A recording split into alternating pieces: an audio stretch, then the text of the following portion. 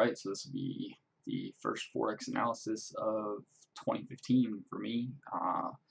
Looked over the charts, didn't look at them pretty much at all for the last couple weeks.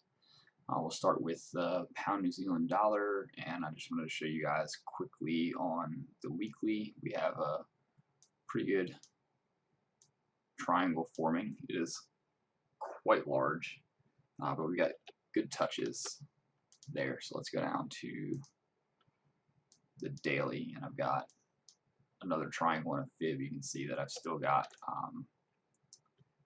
this upwards fib on the daily that we've had for quite a while, and you can see the triangle formation better. So let's go down to the 4 hour to see the fibs a little bit better.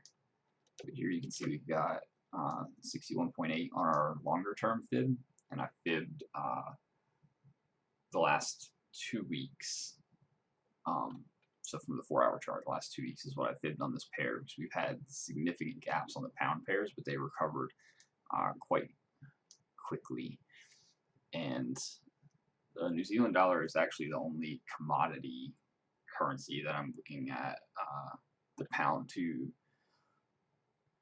weaken against at the moment.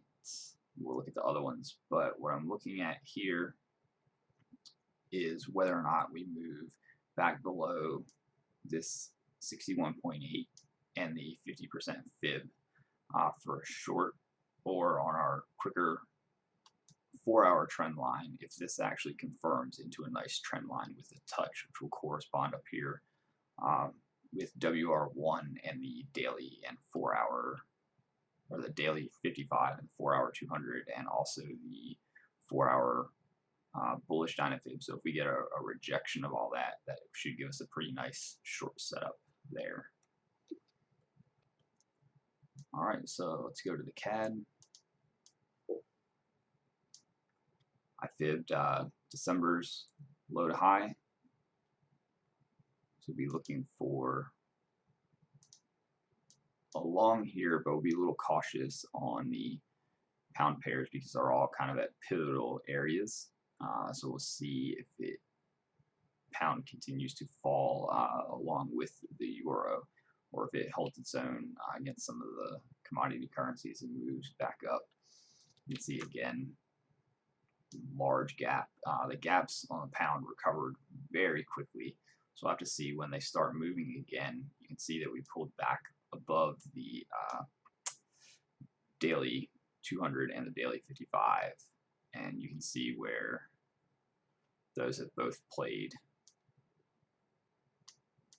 key support and resistance roles in the past. We're also inside the dynafibs on the 4 hour. So I prefer a break to the upside, but we also have good potential for a short as well if we get back below and stay below those daily EMAs.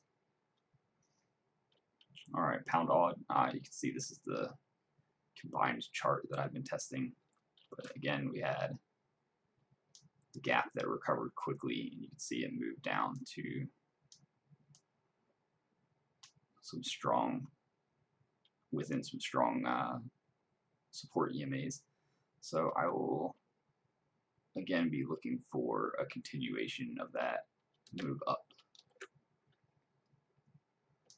Pound JPY, we had quite a large fall at the end of last week. So if we can close back below, or start to move back below the daily 55, we could have a good short opportunity there. It's probably going to depend on how much USD JPY moves. We could just see some real volatile swings on this pair. We've also got the potential to move up to the 4 hour 200, or even spike up to the bearish dynafib on the 4 hour, along with that kind of monthly pivot and 61.8 fib there. All right, pound USD, another significant fall towards the end of the week. So we'll look for continued dollar strength on here.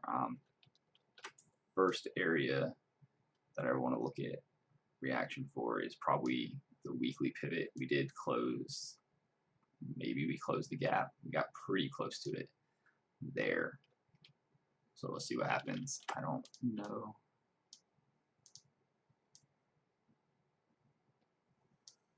Yeah, if we look at the weekly, currently we're sitting at pretty key area. So I'll be a little cautious to trade this unless we get really clear momentum to the downside, or if we get a nice pullback and then a good short signal.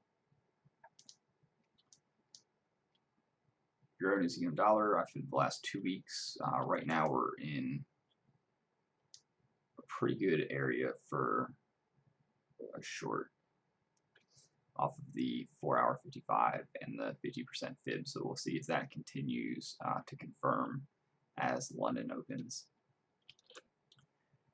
EuroCAD didn't move quite as much. I fibbed the last week, but that may need to be adjusted. We'll see what happens around the weekly pivot, if we can break below that or if we come up into the EMAs some more.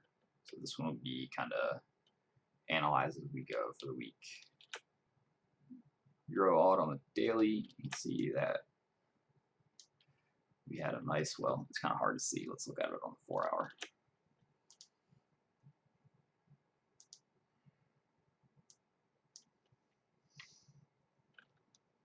So again, we have the daily 55 providing support. We gapped below it, and just like the pound, quickly recovered. So we will see if Euro AUD continues to move up. We've got quite a bit of stuff in the way on this one, so other pairs will definitely be the preferred.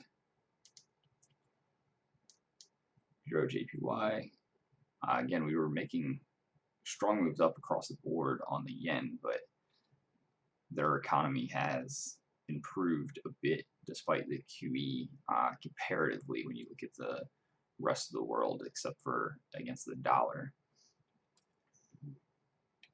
So I'll be careful with the yen pairs. I'm not too keen on them right now, but I did fib last week's move, and we'll see if we close the gap and get a pullback to the weekly pivot and the daily 55 for an opportunity to short. All right, AUD New Zealand dollar. Our first opportunity is probably going to be around WR1. We'll see what happens there. However, we could get a more significant pullback to this area in here. All right, so AUD CAD fibbed from December's high to the low.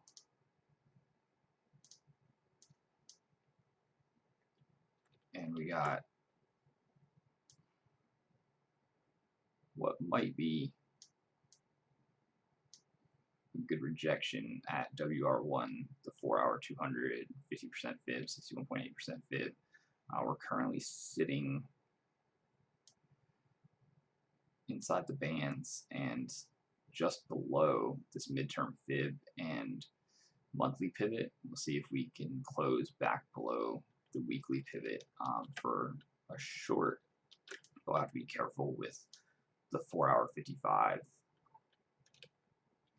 on JPY.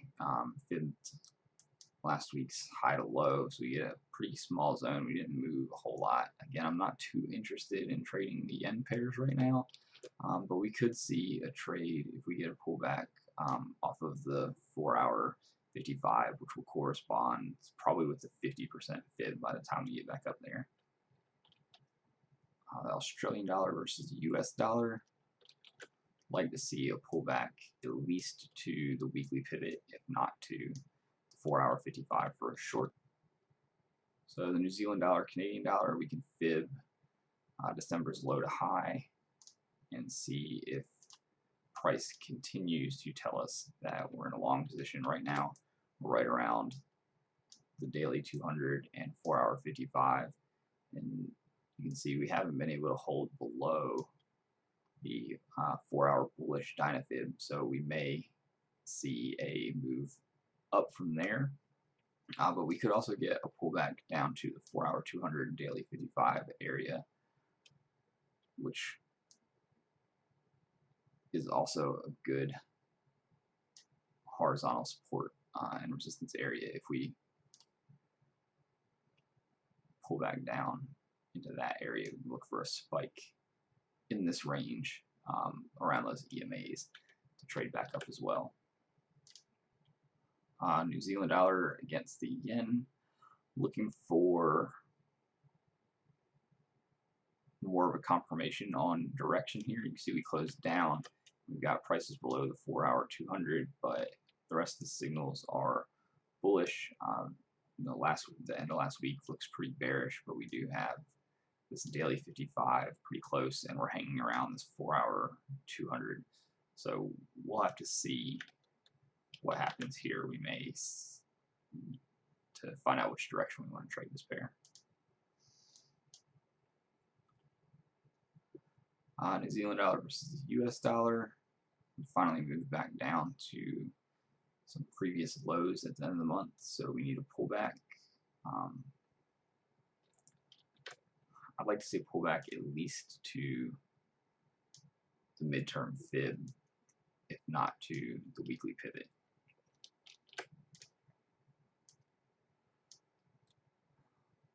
Dollar against the CAD.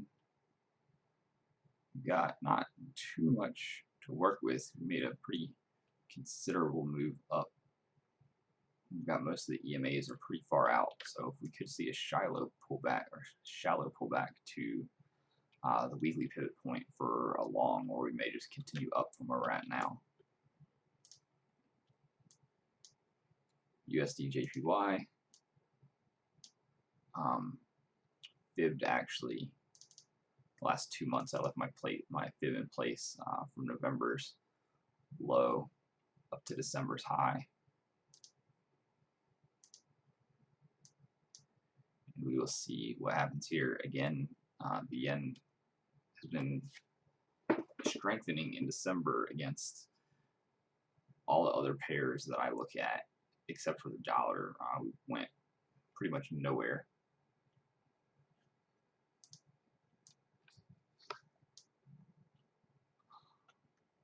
For the month, you can see this was our pretty significant pullback in December, and now we're kind of just teetering in this area.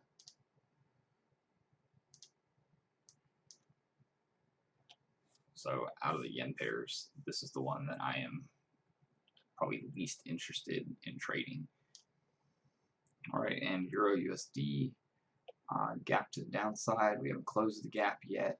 It's still bearish, obviously, on Euro USD. We'll see if we close the gap and we can get another short position from the weekly pivot.